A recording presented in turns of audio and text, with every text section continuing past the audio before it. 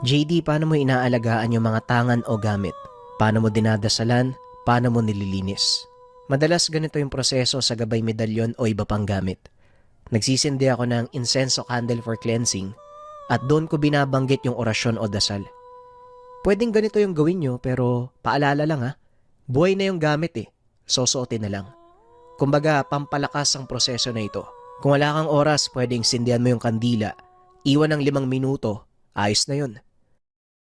Kung ikaw yung tipo ng tao na hindi mo alam yung gagawin mo sa buhay mo, subukan mo tong gabay medalyon. Makakatulong sa karir, negosyo, pag-ibig at kalusugan. Ang kwentong ito ay hango sa totoong buhay. Mula ito sa isa nating kabayan na itago na lang natin sa pangalang Dado. Taong 1979, probinsya ng Capiz.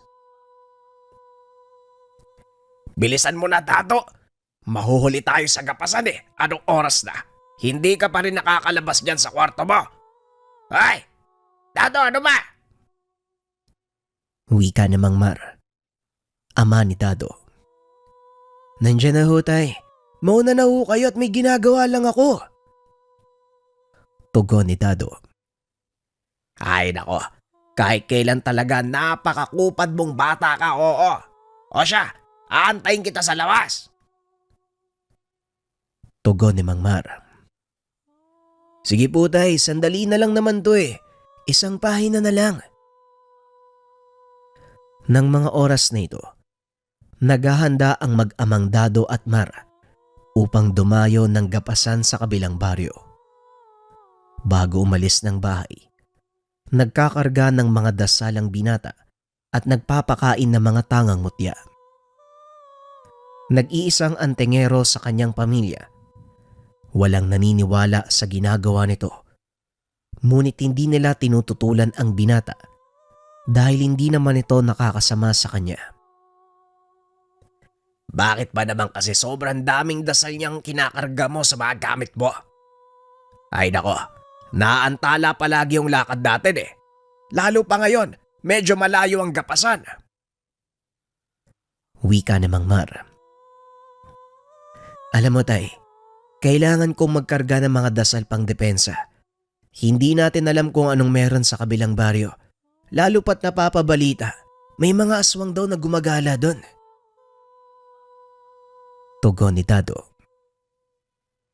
Ayang ka na naman, ay nako. Ilang beses ko bang ipapaliwanag sa'yo? Chismis lang ang tungkol sa mga aswang. Wala naman talagang nakakakita sa kanila eh. Wika ni Mang Mar. Pero tatay, mas mabuti pa rin po maging handa. Isa pa, may mga narinig akong balita tungkol sa pananalakay sa iba't ibang baryo. Tugon ni Dado. Napailing na lang si Mar sa sinabi ng anak. O siya, bahala ka sa buhay mo. Halika na, tatanghaliin tayo. Pagtatanim ng palay ang pangunahing trabaho ng mag-ama. May sariling lupa ang mga ito. Ngunit nakikigapas pa rin sila sa ibang lugar bilang bahagi ng tradisyon. Simpleng pamayanan ang tinitirahan nila Dado. Wala pang kuryente ng mga sandaling iyon, kaya maagang natutulog ang mga tao. Maaga ding nagsisimula ang buhay sa ganitong uri ng pamayanan.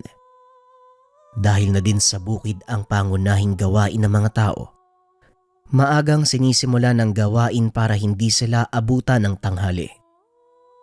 Bago pa lumubog ang araw, nakauwi na ang mga tao sa kani-kanilang tahanan dahil na din sa mga kumakalat na usap-usapan. Bagaman wala pang nakakapagpatunay na may aswang nang gumagala sa lugar, malakas ang pananalig ni Dado na totoo ang mga ito. Nasa kalagitnaan ng paggagapas ang mag-ama nang biglang ipahinto ng may-ari ang trabaho para mananghalian. Halika, Dado. Kumain na muna tayo. Gutom na rin ako eh. Wika ni Mang Mar. Tatapusin ko lang yung hilerang to. Susunod ho ako kagad. Tugon ni Dado. Akmang yuyuko na sana ito para bumalik sa paggapas Napansin niya ang dalawang lalaking nakatitig sa kanya. Nang mapansin ng mga ito na nakatingin din ng binata sa kanila, bigla na lamang silang umiwas. Pwe, Wala naman pala kayong sinabi. Sige lang, subukan niyo lang akong galawin. Wika ng binata sa sarili. Matapos itong gapasin ang natitirang bahagi, nagpunta ito sa ama upang mananghalian. o sige na, kumain ka na. Nang mahakot na natin ang mga nagapas sa palay. Malamang bukas, ipapapagpag ng may-ari yung mga to eh. Siguradong hapon na tayong matatapos sa paghakot. Wika ni Mang Mar. Sandali lang yan kung tutuusin, tay. Kaya ko nang ubusin yung parte ngayong hapon eh. Kaso yung ibang nakikigapas, ang babagal kumilos. Tugon ni Dado. Pwede bang hinaan mo lang yung boses mo? Naririnig ka ng mga kasama natin. Wika ni Mang Mar. Dahil nakatingin na sa kanila ang ilan sa mga kasama. Hayaan mo sila, tay. Totoo naman ang sinasabi ko eh. Parang hindi nagmamadaling matapos sa gawain ang kukupad. Sila din naman yung makikinabang kung bibilisan nila yung kilos. Tugon ni Dado. Yung bunganga mo talaga kahit kailan. Alam mong nakikidayo lang tayo dito, kaya makisama ka. Muling wika ni Mang Mar. Nanahimik na lang si Dado. Alam niya na mahabang diskusyon lang ang mangyayari kung patuloy siyang sasagot sa ama. Pagsapit ng hapon habang papauwi, muling kinausap ni Mang Mar ang binata. Ikaw na lang ang bumalik bukas para ipagpag yung mga ginapas natin. Siguradong mahigit na 6 na sako lang naman yon. At ang makukuha mong parte, 1 sakot kalahati lang. Wika ni Mang Mar. O sige ho tay, ako na pong bahala doon. Pero saan po ba kayo pupunta bukas? Tanong ni Dado. Kailangan kong lakarin yung papeles ng lupa natin. Ilang buwan na itong hindi nababayaran sa munisipyo. Mamaya magulat na lang tayo. Malaki na pala yung amilyar ng lupa. Tugon ng matanda.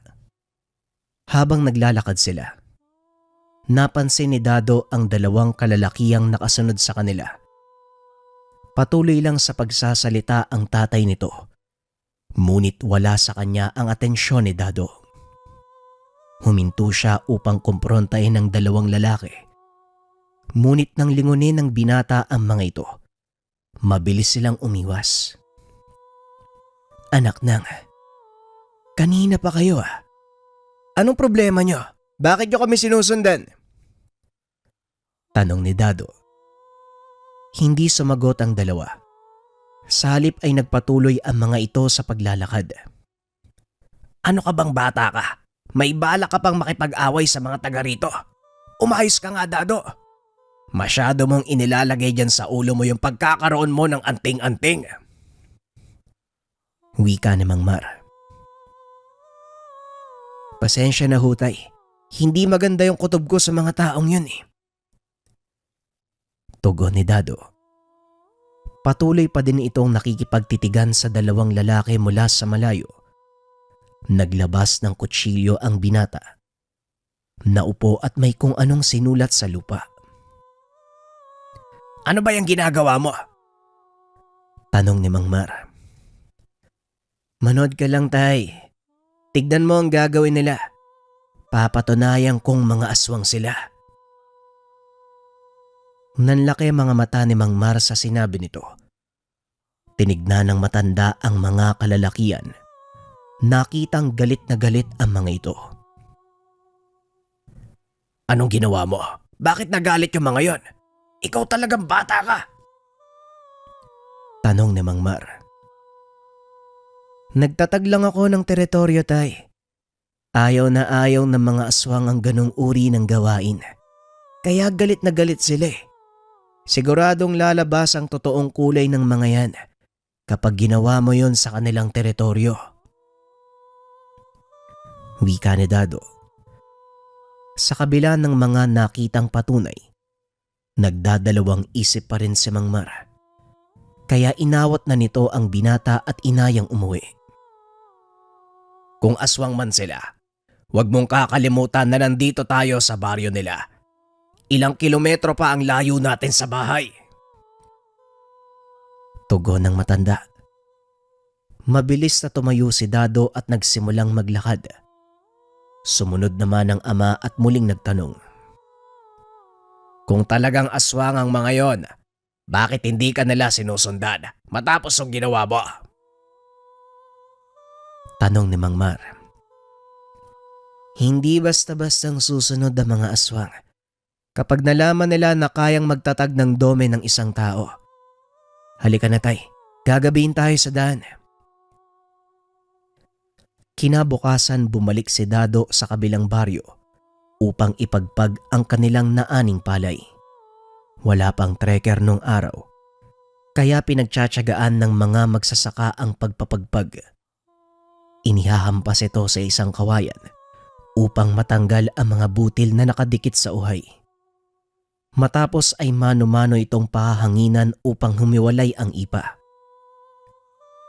Matapos ipagpag ang kanilang naaning bahagi, kinuha ni Dado ang parte at umuwi.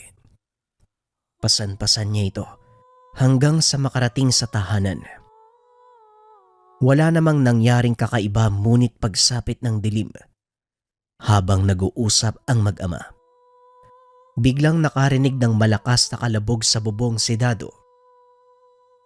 Mukhang naglalaro na naman ng mga pusa sa bubong ah. Ay nako, bakit ba kasi ang daming pusa ng kapitbahay natin eh? Wika ni Mang Mar. Akmang tatayo na sana ito para bugawin ang mga inaakalang pusa nang bigla siyang pigilan ni Dado. Sandali lang tay, hindi ganyan kabigat ang yapak ng mga pusa. Wika ni Dado. Anong ibig mong sabihin? Hindi pusa ang nasa bubong. Tanong ni Mang Mar. Mukhang sinundan ako ng mga kalalakian kahapon ah. Dito ka lang tay. Ako ang lalabas. Wika ni Dado. Dali-daling tumayo ang binata at lumabas ng tahanan. Nanatili ito sa bakuran. Pinakiramdaman ng paligid habang nagkakarga ng mga dasal sa kanyang gamit. Ilang sandali pa ay biglang tumahimik. Nawala ang huni ng mga kuliglig. Biglang nagbago ang ihip ng hangin. Nakaramdam ng kakaibang alinsangan ng binata. Alam nito na nasa paligid lang ang mga nilalang. Alam kong nandyan lang kayo. Kaya kung ako sa inyo, lalabas na ako. Wika ni Dado habang hawak ang punyal na nakasuksok sa tagiliran. Ano bang ginagawa mo dyan sa bakuran, Dado? Pumasok ka na nga dito, maamog na! Wika ni Mang Mar, na noon ay nakatayo sa labas ng kanilang tahanan. Hindi sumagot ang binata. Napalingon ito sa kanilang bintana. Nakita ang amang nakaupo sa mesa. Napagtanto ng binata. Nililin lang siya ng kung anong nilalang na sumunod sa kanya. Kung akala mo maloloko mo ko, pasensya na. Pero kilala ko ang ugali niyong mga aswang. Wika ni Dado. Kagad itong sinugod ng nilalang na nagpanggap bilang si Mang Mar. Sinalubong naman ito ng binata. Sinaksak gamit ang kanyang punyal. Dito na naalarma si Mang Mar nang marinig ang sigawan sa labas ng tahanan. Dali-daling dumungaw ang matanda. Nakitang nakikipagbuno ang anak sa maitim na nilalang. Sino yung kaaway mo, Dado? Huwag kang lalabas, Nay. Aswang ang isang to. Nanlaki ang mga mata ni Mang Mar. Nang itulak ni Dado palayo ang nilalang, tinamaan ito ng liwanag ng gasera. Hindi may paliwanag ang kilabot ng matanda nang masilayan nito ang nakakatakot na mukha ng nilalang. Malalaki ang pulang mga mata. Walang ilong. Punong-puno ng pangil ang malaking bunganga. Nakalabas din ang napakahaba nitong dila. Napatras ang matanda dahil sa sobrang takot. Hindi na ito makapagsalita. Patuloy na nakikipaglaban si Dado sa nilalang hanggang sa masukol niya ito sa bakod na gawa sa kawayan. Dinampot ni Dado ang matulis na tulos. Walang pagdadalawang isip na itinarak sa katawan ng aswang. Napayaw sa sakit ang nilalang. Umalingaw-ngaw sa paligid ang nakakakilabot na boses nito. Hindi tinigilan ni Dado ang aswang hanggang sa tuluyan itong bumagsak. Kinuha ng binata ang tumpok ng dayami at tuyong kahoy sa sulok. Itinambak ito sa katawan ng aswang. Kumuha ng pansindi. Sinilaba ng katawan ng nilalang. Hindi pa rin makapaniwala si Mang Mar sa mga nakikita. Ngayon tay, naniniwala ka na ba sa aswang? Ayan mismo, nasa harapan mo ang pruweba. Wika ni Dado. Saan ang galing ang nilalang na yan? At bakit kanila sinundan sa tahanan? Tanong ni Mang Mar. Ang hinala ko, isa yan sa mga kalalakihang sumunod sa ating kahapon. Tugon ni Dado. Ibig mong sabihin, totoong aswang ang mga yon? Tanong ni Mang Mar. Tay, nasabi ko na mga aswang sila. Sinabihan na kita unang beses ko palang nakita ang dalawang yon. Kaso hindi ka naman naniwala sa akin. Pagpasensyahan mo na, Dado. Hindi ko naman nakalain na totoo pala yung mga aswang na yan. Ngayong napatunayan ko na, anong plano mo? Siguradong hahanapin ang mga kalahi niya ang napatay mo. Wika ni Mang Mar. Tama po kayo tay. Hahanapin ang mga kalahi niya ang isang yan. Kaya hindi ko nahahayaang matunto nila ang tahanan natin. Ako na mismo ang pupunta sa kanila. Tugon ni Dado. Nasisiraan ka na ba ng ulo sa baryong yon? Malay mo kung ilan ang bilang nila. Alam mo ba kung gaano sila karami? Naiibang ka na ba? Wika ni Mang Mar. Pwedeng isang baryo sila. Pwedeng isang pamilya. Pero wala akong pakialam tay. Sinimulan ko ang labang ito kaya tatapusin ko. Dadaling ko sa kanilang teritoryo para walang madamay na iba. Pag-uusap ng mag-ama. Kinabukasan pinuntahan ni Dado ang kaibigang antingero na itago na lang natin sa pangalang Marco. Mataas din ang kaalaman nito pagdating sa lihim na karunungan at maraming nalalamang paraan sa pagpatay ng mga aswang. O Dado, anong masamang hangin yung nagdala sa iyo dito? Gusto mo bang makipagsubukan? Tanong ni Marco. Hindi pare, kailangan ko ng tulong mo . Mangyari kasi, nasagi ko ang bahay ng putakte. Tugon ni Dado. Bahay ng putakte? Di sana nagpauso ka para layuan ka nila. Tugon ni Marco. Ay nako, napakaliteral mong mag-isip. Hindi yon ang ibig kong sabihin. Nakapatay ako ng aswang pare. At ang hinala ko, mula sa baryo ng San Isidro ang isang yon. Pagpapaliwanag ni Dado. Baryo San Isidro? Nasisiraan ka na ba ng ulo? Ano bang ginawa mo dun? Alam mo ang kwento ng baryong yon ha? Pre, may mga nakakapagsabi na pugad ng mga aswang ang isinumpang lugar na yon. Wika ni Marco. Alam ko naman pare, pero wala naman kaming masamang intensyon ni tatay. Nakidayo lang kami ng gapasan. Tapos may dalawang lalaking sumunod sa amin. Kaya sinubukan kong asarin . Nagtatag ako ng dome sa kanilang teritoryo. Pagpapaliwanag ni Dado. Talaga palang nasisiraan ka na ng tuktok mo . Bakit mo namang ginawa yon? Natural hahabulin ka talaga ng mga aswang. Isang kalapastanganan sa kanilang teritoryo ang pagtatatag mo ng dome. Lalong-lalo na kung hindi ka nagpaalam sa pinuno nila. Muling wika ni Marco. Alam ko yon pare, pero wala na ako magagawa, nangyari na eh. Kaya nga ako nandito para hingi ng tulong mo. Hindi ba nanunugis ka din ng mga aswang noon? Tanong ni Dado. Oo pare. Pero yung mga aswang na gumagawa ng hindi maganda sa mga tao, yun lang ang tinutugis ko. Iba kasi yung kaso mo eh. Ikaw na mismo yung nagsimula ng gulo. Bueno, nandito na yan eh. Wala na tayong magagawa. Pag-uusap ng dalawa. Pinayuhan ni Marco ang kaibigan na wag na munang bumalik sa baryo upang maiwasan ang komprontasyon. Sinunod naman ito ni Dado.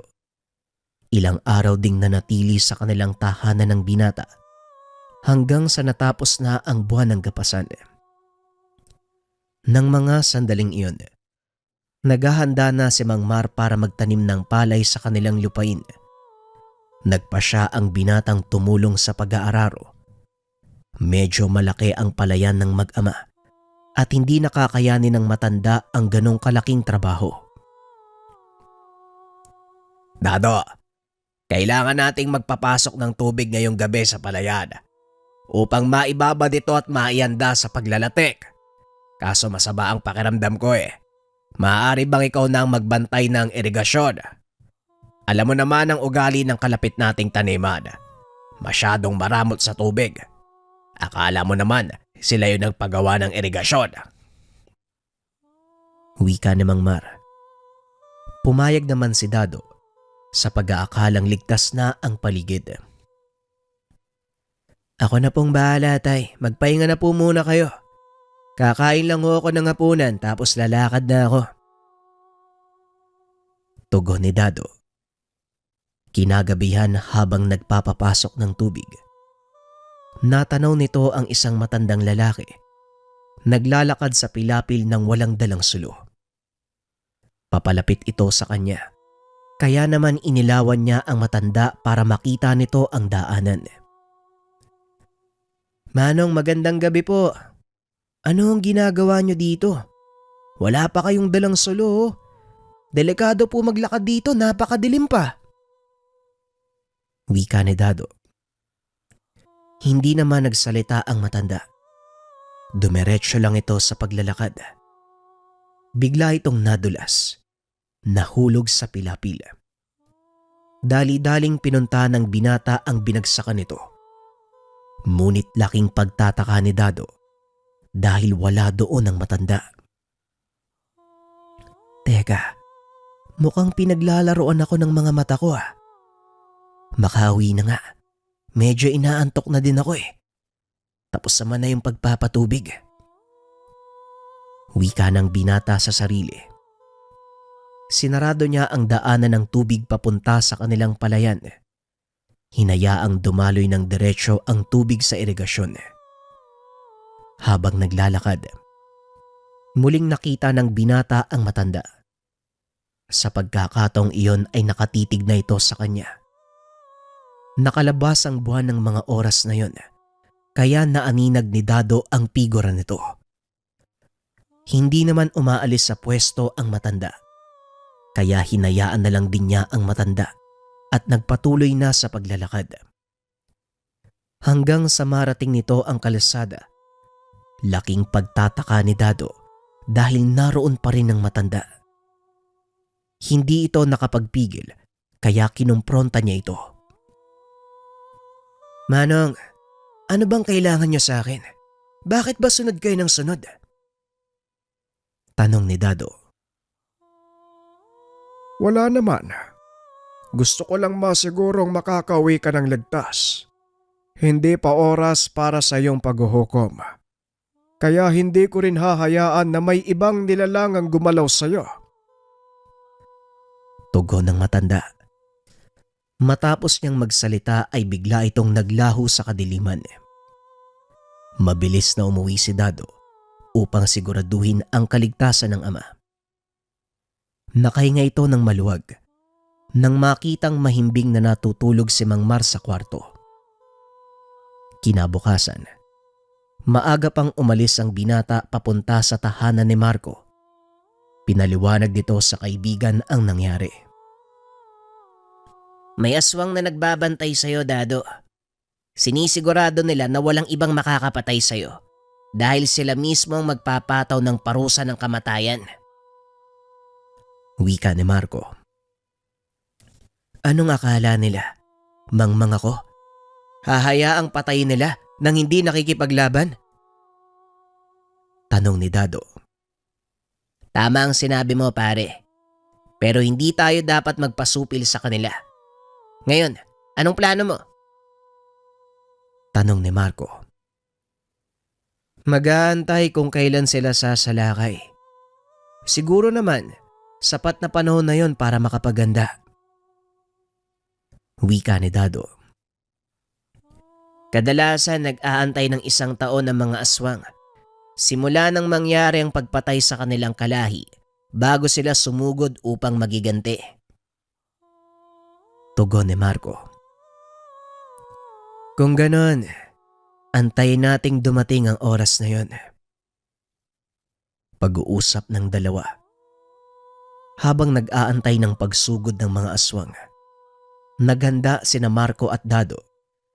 Gumawa ng mga pangontra at karagdagang proteksyon laban sa mga aswang. Makalipas ang ilang buwan, sumapit na naman ang gabasan. Muling nagbalik sa baryo San Isidro si Dado. Sa pagkakataong iyon ay kasama na si Marco. Dito nagsimula ang lahat. 1 taon na nakakaraan, Marco. Kaya siguradong dito rin magwawakas ang laban. Wika ni Dado. Isa lang ang babala ko sa'yo, pre. Nasa baryo tayo ng mga aswang. Kaya mag-iingat ka pa din dahil maaaring mabaliktad ang lahat. Tugon ni Marco. Alam ko naman yun, pare. Hindi rin ako basta-bastang sasalakay nang hindi ako handa. Muling wika ni Dado. Nagpatuloy sa paggapas ang dalawa. Habang nakikiramdam sa paligid, nasorpresa si Dado dahil walang nangyaring masama sa kanila hanggang sa sumapit ang tanghalian. Inaya pa sila ng mga taga-baryo para kumain. Nag-aalinlangan pa ang dalawa ng una. Ngunit nang buksan ng isa sa mga taga-baryo ang malaking kalderong punong-puno ng kanin, nakahinga ng maluwag si Dado dahil ang buong akala nila kung ano ang laman ng malaking kaldero. Sumalok ng kanin si Marco. Nagdala ng sariling ulam ang dalawa para masiguradong hindi malalason o mayanggaw ng mga aswang. Naupo ang mga ito sa paanan ng puno at nagsimulang kumain. Hindi kalayuan, nakiupo naman ang pangkat ng mga kalalakiyang may dalang sariling kaldero na punong-puno naman ng karne. Inaya pa ng mga ito si Marco, ngunit tumanggi ang binata. Kakaiba ang amoy na nagmumula sa kinakaing karne ng mga ito. Tumalikod si Marco para hindi makita ang pagkain ng kabilang grupo. Ngunit si Dado naman, nakaharap sa mga ito. Nanlaki ang mga mata ng binata. Nasipat nito ang putol na paa ng isang sanggol. Lumulutang sa sabaw na nasa kaldero. Huwag kang magpapalata, Dado. Mga aswang ang grupong nasa likod natin. Ituloy mo lang yung pagkain mo na parang wala kang nakita. Wika ni Marco. Nakikipagnitian pa ang kabilang pangkat sa kanila habang sarap na sarap sa pagkain. Pilit namang ngumingiti si Dado. Sa kabila ng katotohanan, gustong-gusto niyang masuka dahil sa hindi kaaya-ayang tanawin. Tiisin mo, Dado. Huwag na huwag kang maduduwal. Kung hindi, pare-pareho tayong malilintikan dito. Bulong ni Marco. Sino ba namang hindi masusuka sa nakikita? Lintik. Nakaharap pa ako sa kanila habang nakikitang inangata ng isa sa kanilang paa ng bata. Tugon ni Dado. Hindi nararamdaman ng mga aswang ang tanga nila ng mga oras na yun dahil sa sabulag na ibinalot ni Marco sa kanilang kinaroroonan. Patuloy lang sa pagkain ang kabilang pangkat. Samantalang ang dalawang binata naman nagsindi ng sigarilyo habang nagpapahinga sa lilim. Maya-maya ay tumayo na rin ang pangkat ng mga aswang. Muli silang bumalik sa pagtatrabaho. Ngunit bago pa man makalayo ang mga ito, narinig ni Dado ang isa sa mga itong nagsalita. Mukhang magiging masarap uli ang hapunan natin mamayang gabi. Nagkatinginan ang dalawa. Dali-dali na ring bumalik sa trabaho. Kailangan nating tapusin ang gawain para hindi tayo mapaghalataan. Kailangan din nating bilisan. Hindi tayo pwedeng abutan ng dilim dito. Yung sinasabing pagkain ng isang yun, tayong dalawa. Wika ni Marco. Alam ko, Marco. Pero sandali lang. Di ba ito yung pinunta natin dito? Wika ni Dado. Oo, tama ka. Pero hindi mo naman sinabi buong baryo ng San Isidro ang dadalo sa gapasan. Tugon ng kaibigan. Nagulat si Dado nang mapatingin sa palayan dahil nakita niyang punong-puno ng taga-baryo ang buong taniman. Naghahakot ang mga ito ng kanilang nagapas. Ang ilan ay nagsisimula ng magpagpag. Mukhang wala tayong ibang pagpipilian. Hindi dapat tayo maunahan, Marco. Sa oras na mahuli tayo, baka magkatotoo ang sinabi mo kanina. Wika ni Dado. Talagang magkakatotoo. Matapos o hindi yung trabaho natin, pinaglalaroan lang tayo ng mga yan. Ihanda mo yung sarili mo, Dado. Sa oras na sumalakay sila, huwag kang magdadalawang isip na lumaban. Wika ni Marco. Aba syempre naman, alangang tumunga nga ako dito habang sinusubukan nila akong patayin. Patuloy na nagtrabaho ang dalawa hanggang sa matapos ang kanilang gawain. Saktong papalubog na ang araw. Nagantay na lang ang dalawa sa susunod na gagawin ng mga taga-baryo. Nagtitipon-tipon ang mga ito habang nag-uusap. Anong susunod nating plano, Dado? Hindi tayo pwedeng mamatay dito. Tama ka, kaibigan. Hindi tayo mamamatay dito. Pag-uusap ng dalawa. Dahan-dahan silang umalis sa lugar hanggang sa marating na ang kalsada. Nakahinga ng maluwag ang dalawa sa pag-aakalang nakaligtas na sa mga aswang. Hindi tayo pwedeng makipaglaban sa mismong baryo. Sobrang dami nila eh. Wika ni Marco. Tama ka. Naisip ko din yun eh. Kaya kailangan natin magplano ng panibago. Mali ang unang stratehiya. Hindi natin sila kakayanin. Tugon ni Dado. Ano ba kasi yung nasa isip mo? Nung binabalak mong salakayin yung baryo nila? Tanong ni Marco. Ang buong akala ko kasi, iilan lang yung bilang nila. Hindi ko alam na isang buong baryo pala ng mga aswang yung makakalaban natin. Habang nag-uusap, nakarinig si Dado ng mga sigawan. Mga taong nagtatakbuhan papunta sa kanilang direksyon. Nanlaki mga mata ng binata nang makita ang grupo ng mga tao. Mukhang ito na nga ang sinasabi ko. Ano nang gagawin natin? Wika ni Marco. Bagaman may kaalaman sa lihim na karunungan, hindi pa rin maiwasan ng dalawa ang matakot sa maaaring kahinatnan. Dalawa sila sa lugar kung saan punong-puno ng mga kalaban. Takbo, Marco. Kailangan nating umatras sa ngayon. Tugon ni Dado. Dali-dali namang tumakbo ang dalawa. Ngunit porsigido ang mga kalabang mahuli sila. Anak nang, mukhang dito na tayo mamamatay, Dado ah. Bakit ba kasi ako sumama sa kalokohan mo eh? Wika ni Marco. Ayan ka na naman. Pinairal mo na naman ang karawagan mo. Marco, tandaan mo. Pareho tayong may alam dito. Bakit hindi natin gamitin at lumaban sa kanila? Tugon ni Dado. Sabihin mo nga sa akin kung paano natin lalabanan ng ganyang karaming aswang. Strategiya, kaibigan. Kailangan natin silang paghiwa-hiwalayin at doon tayo sasalakay.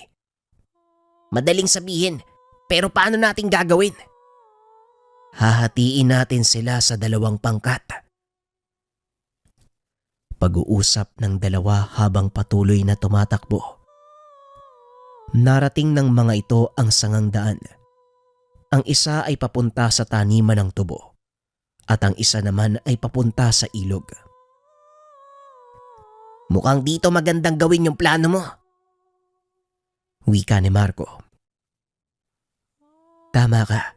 Kunin mo ang sa kanan. Ako sa kaliwa. Naghiwalay ang dalawa. At gaya ng inaasahan ng mga ito, nahati nga ang puwersa ng mga humahabol sa kanila.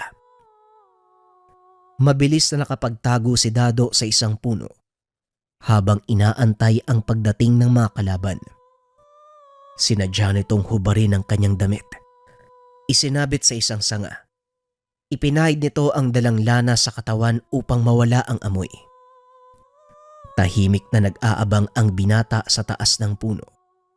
Hanggang sa makita nito ang dalawa sa mga humahabol sa kanya. Nang mga sandaling iyon, nagbagong anyo na ang mga taga-baryo. Bagaman natatakot, wala nang pagpipilian ang binata kung hindi ang lumaban. Marahan nitong binunot ang itak.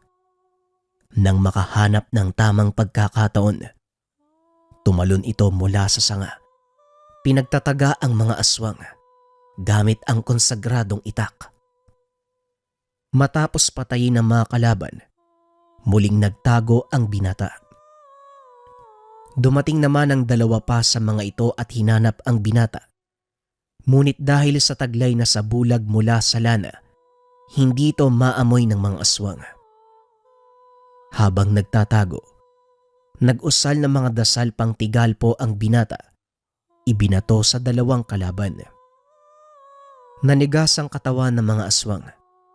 Saka pa lamang nagpakita ang binata. Pinugutan ng ulo ang mga ito. Tumakbo papunta sa ilog ang binata. Muling nagtago at sa pagkakataong iyon, higit sa 5 tao ang nakita nitong naghahanap sa kanya. Tahimik siyang nakatago sa talahib habang patuloy na nag-aantay ng tamang pagkakataon. Samantalang si Marco naman, sabay-sabay na hinarap ang mga kalaban. Tiwala ito sa taglay ng mutya ng kidlat na sinamahan ng dasal ng infinito at atardar. Hindi rin nakakaramdam ng pagod ang binata dahil sa tangan nitong mutya ng ngipin ng kalabaw. Kaya naman sisiw sa kanya ang mahigit 10 kalaban. May kalakihan din ang katawan ng binata at nakatulong ito para tuluyan niyang matalo ang mga aswang. Matapos makipaglaban, pinuntahan ni Marco si Dado. Alam nito kung paanong lumaban ang kaibigan, kaya siguradong hindi pa nito tuluyang natatalo ang mga humabol sa kanya. Hindi nga nagkamali si Marco. Nakitang nagmamasid sa paligid ang 5 aswang. Hoy! Sinong hinahanap nyo? Wika ni Marco. Nagsipaglingunan ang mga aswang. Sinugod si Marco. Kinuha naman ni Dado ang pagkakataon upang lumabas sa pinagtataguan at tulungan ang kaibigan. Nagawa nilang ubusin ang 5 natitirang aswang. Sa pag-aakalang tapos na, nagpa siya ang mga ito na umuwi. Ngunit sa kalagitnaan ng paglalakad, nakaramdam ng kakaibang oras si Marco. Bigla ding tumahimik ang paligid. Nawala ang huni ng mga kulisap. Umalingaw-ngaw sa paligid ang alulong ng mga aso. Hindi maganda ang pakiramdam ko, Dado. Mukhang hindi pa tapos ang laban. Wika ni Marco. Mukha ngang may isa pa tayong problema. Tugon ni Dado. Biglang nagsalubong ang magkabilang dulo ng kawayan. Isang lalaki ang nagpakita sa gitna ng daan. Wala itong damit pang itaas. Nakatayo ang buhok nito. Ang lakas ng loob niyong pasukin ang nananahimik kong baryo. Walang ginawa sa inyo ang aking mga kababaryo pero anong ginawa niyo? Ginambala niyo ang aming katahimikan! Wika ng lalaki. Teka, sandali lang. Kilala ko yung boses na yan. Wika ni Marco. Anong ibig mong sabihin, Marco? Si Mang Minandro ang taong yan. Ang pinuno ng baryo ng San Isidro. Naku po, naloko na. Bakit naman? Ano bang meron sa taong yan? Hindi mo ba alam? Isang bantog na aswang si Mang Minandro. Hindi ako mangaangahas na lumaban sa taong yan. Pag-uusap ng dalawa. Isang bagay lang ang tanong ko sa inyo. Anong ginawa ng mga kababaryo ko? At bakit humantong sa ganito ang lahat? Muling tanong ni Mang Minandro. Mawalang galang na sa inyo, Mang Minandro. Ipinagtanggol ko lang ang sarili ko. Ang mga tao mo ang unang sumugod sa amin ng tatay ko. Tugon ni Dado. Ang nakarating sa akin, kayo ang unang sumalakay. Pinatay niyo ang aking pamangkin. Gaano katotoo ang narinig ko? Tinitigan ni Marco si Dado dahil wala itong alam sa mga nangyayari. Anong ibig niyang sabihin? May ginawa ka bang hindi ko alam, Dado? Tanong ni Marco. May pinatay akong aswang sa aming tahanan. Sinunog ko ang katawan ng isang yon. Sinugod niya kami ni tatay sa mismong bakura namin. Wika ni Dado. Nagulat si Mang Minandro sa sinabi ng binata dahil iba ang nakarating na kwento sa kanya. Ang nakarating na kwento sa akin, biniyag niyo ang isa sa aking mga kababaryo at pinatay sa inyong bakuran. Ngayon, sinong nagsisinungaling sa inyo, Agom? Wika ni Mang Minandro. Kitang-kita ko kung paano niyang tinalian si Matias at dinala sa kanilang tahanan. Wika ng isa pang aswang habang nakaturo kay Marco. Natawa ang binata dahil wala itong kaalam-alam sa mga nangyayari. Bakit sa akin ka nakaturo? Nadamay nga lang ako sa kalokohan ng kaibigan ko eh. Paano mong nasabi na ako yung pumatay sa kababaryo mo? Nilingon ni Mang Minandro ang lalaki. Tinitigan nito ng masama. Nagsisinungaling ka, Agom. Mukhang maling tao ang naituro mo. Wika ng matanda. Hindi po. Hindi po, Kapitan. Totoo po ang sinabi ko. Tugon ni Agom. Maling tao nga yung tinuro mo eh. Ako ang pumatay sa kasama niyong aswang at hindi si Marco. Siya din ba nagsabi sa'yo patungkol sa kasinungalingan? Tanong ni Dado. Sa kasamaang palad, oo. Si Agom nga ang nagkwento sa akin ng lahat. Hindi ako makapaniwalang nagsinungaling ka para pagtakpan ang ginawa niyong magkapatid. Bakit niyo sinalakay ang mga taong payapang nagtatrabaho? Tanong ni Mang Minandro. Nayabangan sa kanya si Matias, Kapitan. Yun lang ang dahilan kung bakit niya sinundan ng isa sa kanila. Ang totoo, Hinulaan ko lang kung sino sa kanila ang lalaking yun. Hindi ko nakita ang kanyang muka. Muling wika ni Agum. Isang malinaw na pagkakamali mula sa aking panig ang nangyari. Ngunit hindi pa rin makatarungan ang ginawa niyong pagpatay kay Matyas. Wika ng matanda. Dumepensa naman si Dado. Hindi ko gusto ang pangyayari. Kung hinayaan ko siya, Manong, malalagay sa kapamakan ng buhay ng aking ama. Kung nagawa ko man siyang patayin, patawarin niyo ako. Ginawa ko lang ang sa tingin kong tama. Tugon ni Dado. Ano pa man ang gawin natin dito? Wala na tayong magagawa. Hindi na maibabalik ang mga nawalang buhay. Magsilbi itong aral sa bawat panig. Wika ni Mang Minandro. Akmang aalis na sana ang matanda. Nang bigla namang sumugod si Agum. Kung hindi mo kayang patayin ang mga taong to, ako ang gagawa. Isusunod kita, Mang Minandro. Wala kang kwentang pinuno. Wika ng aswang sabay sugod kay Dado. Mabilis naman itong nasangga ni Marco. Tumigil ka na. Nagkasundo na ang bawat isa. Kaya huwag ka nang gumawa ng kahit anong makakasama para sa lahat. Wika ni Marco habang tinutulak palayo si Agum. Hindi kita masisisi kung magagalit ka ng ganyan, Agum. Kung gusto mong bigyan ng katarungan ng kamatayan ng kapatid mo, ibibigay ko sa iyo ang pagpapasya. Karguin mo ang magiging resulta ng iyong gawain. Wika ni Mang Minandro. Matapos ay naglakad na ito palayo. Sa tingin mo makatarungan ba tong ginagawa mo? Mamamatay ka din dito, Agum. Sigurado ako, hindi ito ang gustong mangyari ng kapatid mo. Wika ni Dado. Hindi ako magkakaganito kung hindi mo pinatay ang kapatid ko. Kasalanan mo ang lahat ng ito. Tugon ni Agum habang nagpapalit ng anyo. Nakatitig lang si Marco kay Mang Minondro. Nakatayo lang ito sa sulok. Pinagmamasdan ang mga kaganapan. Nakikiramdam lang si Marco kung ano ang maaaring gawin ng matanda. Sumugod si Agum papunta kay Dado.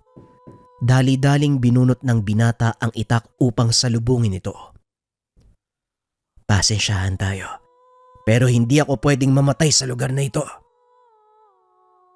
Naglapit ang dalawa. Winasiwas ni Dado ang itak. Tinamaan sa kamay si Agum. Inakala nitong walang epekto ang itak sa kanya. Nagulat si Agum nang makitang napakalaking sugat ang natamo. Paanong tumalab ang itak mo sa akin? Wika ni Agum. Ang talim ng itak na ito ay dinasalan. Wala itong sasantuing elemento kaya sumuko ka na. Hanggat may oras ka pa, Agum. Wika ni Dado. Hindi ako susuko hanggat hindi nabibigyan ng katarungan ang ginawa mo sa kapatid ko. Pag-uusap ng dalawa. Muling sumugod si Agum. Sinalubong naman ito ni Dado. Sa bawat pag-atake ng aswang ay siya namang pagtama ng itak ni Dado sa kanyang katawan. Hindi maghihilom ang mga sugat na yan, Agum.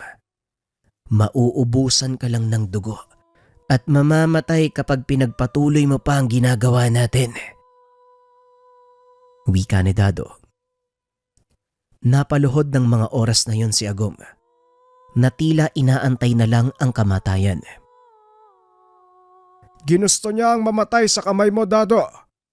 Ngayon ibigay mo sa kanya ang karangalan. Wika ni Mang Minandro. Naglakad ito papunta kay Agum. Itinutok ang dulo ng itak sa leeg. Bahagyang lumod si Dado para bumuelo. Buong lakas na itinarak ang itak sa leeg ng aswang. Hindi ko gustong mangyari to. Ikaw ang nagdala sa sarili mo sa kapahamakan. Patawarin mo sana ako kung mapatay ko man kayong magkapatid. Pinagsisisihan ko ang nagawa kong ito.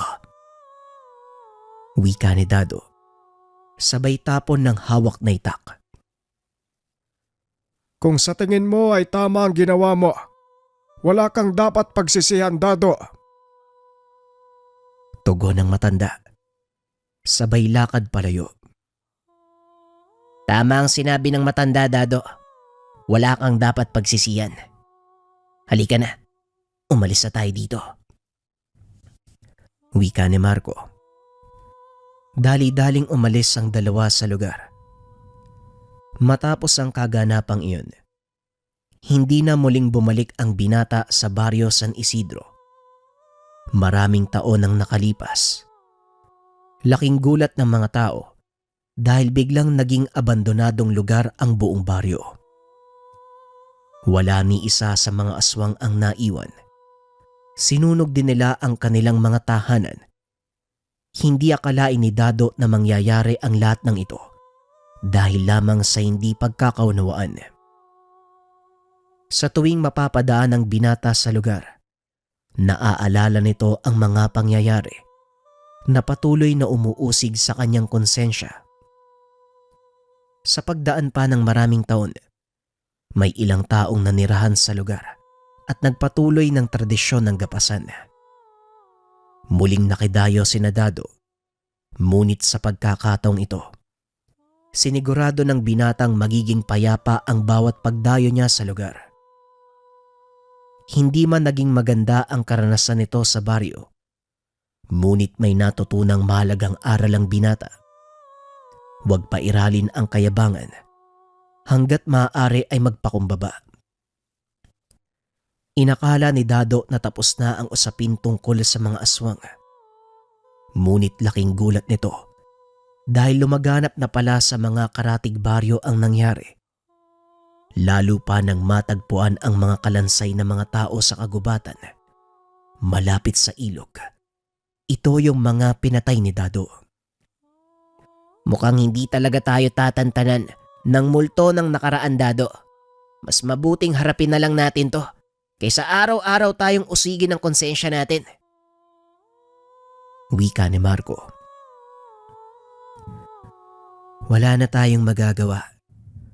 Hinarap na natin to noon pa, Marco. Ano pa ang kailangan nating gawin? Nangyari na ang lahat.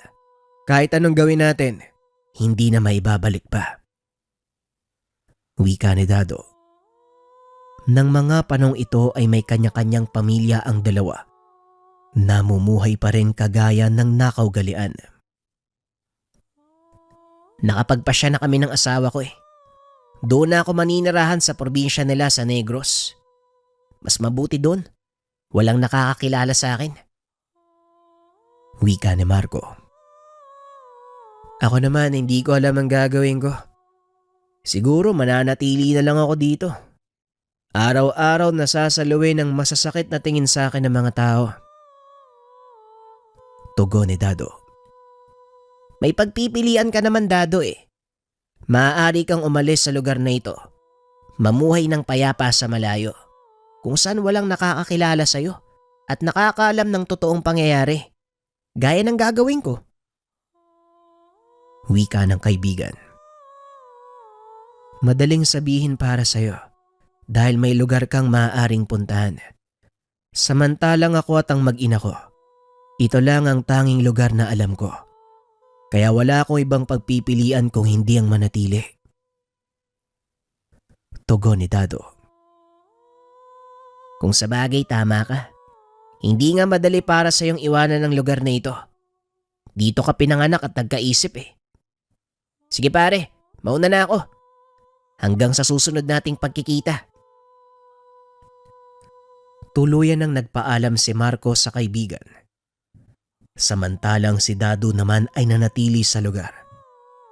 Sa katagalan, nakasanayan na lang nito ang mga taong nakapaligid sa kanya.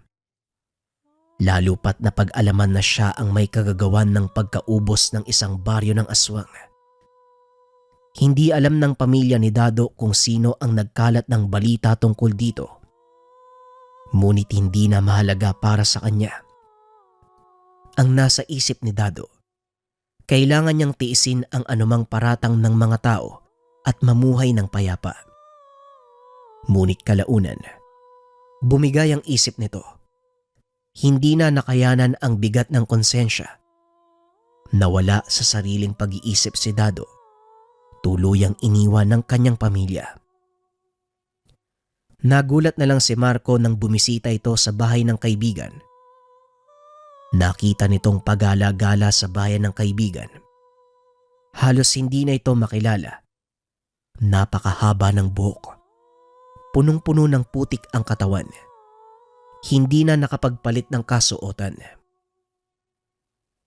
Kawawa ka naman, Dado. Hindi ko akalaing tototohanin mo yung mga sinabi mo eh. Kung sumunod ka lang sana sa payo ko, hindi ka nagkaganito. Wika ni Marco habang nakatingin sa kaibigan. Hindi na nito kilala si Marco, ngunit naroon pa rin ang kakaibang koneksyon ng dalawa. Gumawa ng paraan si Marco upang tulungan si Dado. Makalipas ang ilang buwan, bumalik ito kasama ang ilang eksperto sa utak. Dinala si Dado sa syudad upang doon obserbahan at lunasan ang sakit sa pag-iisip. Sa paglipas ng mga taon, hindi inakala ni Marco na muling magbabalik sa katinoan ng kaibigan. Masaya ako kahit papano. Nakabalik ka sa katinoan mo ah. Alam kong mahirap ang mamuhay dito sa loob ng mental hospital. Pero para na rin yan sa kabutihan mo, Dado. Wika ni Marco. Nagpapasalamat ako sa iyo, kaibigan. Kung wala ka, siguradong wala na akong pag-asa at hindi mo na ako makakausap. Tugon ni Dado. Masaya akong tumulong, Dado. Magkaibigan tayo eh. Hindi kita matitiis na makitang nagpapakalat-kalat sa langsangan. Tugon ni Marco. Maraming salamat, Marco. Paminsan, bumabalik sa isipan ko ang mga pangyayari. Pero nagagawa ko namang pigilan kahit papano. Wika ni Dado. Papasan ba't gagaling ka rin ng tuluyan? Sundin mo lang yung mga sinasabi ng doktor. Makakalabas ka uli. Makakasama mo yung pamilya mo. Pag-uusap ng dalawa. Tuwing linggo dinadalaw ni Marco ang kaibigan hanggang sa tuluyan nitong gumaling. Muling nakabalik si Dado sa kanilang tahanan at sa kanyang mag-ina. Sa pagkakataong iyon, tinulungan siya ni Marco na magsimula muli. Ipinagbili ni Dado ang kanilang sakahang minana sa kanyang ama upang gamiting panimula sa magiging buhay nila sa syudad kasama ang kanyang mag-ina. Ito ang naging simula ng tahimik na buhay para kay Marco at Dado. Ngunit hindi pa rin nakakalimutan ng dalawa ang kanilang naranasan. Para sa magkaibigan, hindi lang ito basta karanasan. Nagsilbi itong aral sa dalawa na palagi nilang ibabahagi sa kanilang mga anak. Sa kasalukuyan, nagmamay-ari ng malaking bigasan si Dado sa syudad ng Rojas. Samantalang si Marco naman, pag-aangkat ng mga isda at lamang dagat ang naging hanap buhay. May sariling kainan sa mismong syudad na hanggang sa ngayon dinadayo ng mga tao dahil na din sa produkto nitong masasarap na lamang dagat. Sinong mag-aakalang magbabago ng ganito ang buhay ng dalawang magsasaka? Hindi rin naisip ni Dado na magkakaroon pa siya ng isang pagkakataon para mamuhay ng payapa. Naging masalimuot man ang buhay noon, naging masaya naman ito dahil nagsilbing aral ang karanasan na siyang naging gabay ng magkaibigan upang palakihin ng maayos ang kanilang mga anak. Sa tuwing nagkakasama ang dalawa, hindi pa rin maiwasang mapag-usapan ang nangyari nang minsan silang nakigapas sa baryo ng mga aswang. Maraming salamat sa pakikinig ng ating kwento. Opinyon ko lang sa katanong ko dun sa sender, saan napunta yung tatay ng bida? Kasi bigla na lang siyang nawala sa kwento eh. Hindi natin alam kung namatay ba o kung ano man yung nangyari. Pero alam nyo ba, yung isa sa kapamilya namin may ganyang karanasan. Nakwento na to sa channel ni Pinuno eh. Yung kumuha ng tubig doon sa falls, sa talon. Yung kamag-anak namin na yun, tinamaan talaga sa pag-iisip. Kasi yung mga nakita niyang nilalang hindi daw mapaliwanag. Kaya yung mga ganitong kwento, pamilyar sa akin yan. Talagang once na magkaroon ka ng karanasan sa mga hindi maipaliwanag na bagay, para ka ng baliw. Kasi yung mga hindi naranasan ng normal na tao, naranasan mo eh. At napakahirap kumbinse ng mga taong sarado yung paniniwala. Kayo ba mga kabayan, may karanasan ba kayo patungkol dito? Maraming salamat sa pakikinig ng kwento.